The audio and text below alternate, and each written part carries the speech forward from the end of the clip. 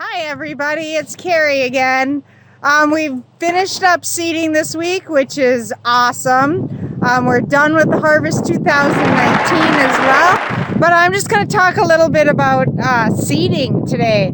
And when we plant our wheat, our barley, and even our soybeans, we use an air cart or an air seeder or an air drill. They're known by different names. And why they're called that is because air is what runs the whole piece of equipment. There is a fan located at the back, and you turn that on, and what it does is you make sure your lids are closed on top of your seeder, and it kind of creates a vacuum or a suction, and that air picks up the seed and the fertilizer and moves it all around, and then it takes it through this big tube that takes it to a main tower.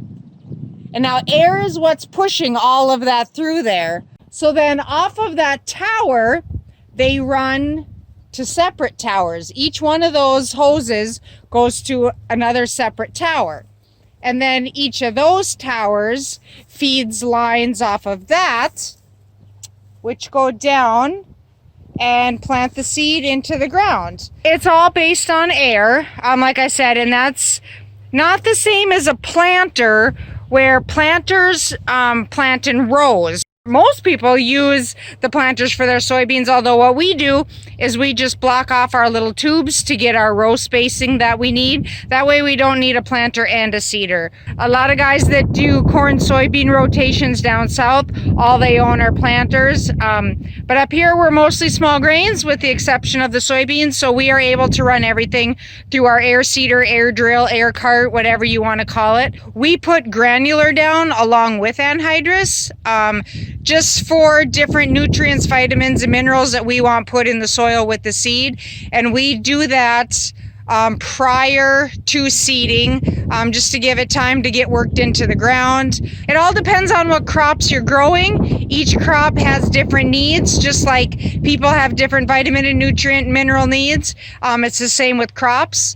If you have grasses, broadleafs, legumes, they all require different things to grow.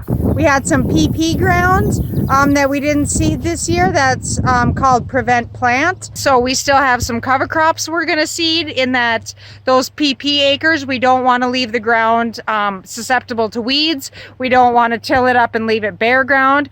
Like, we want to be good conservationists, and we want to take care of our soil and keep it healthy and keep it active.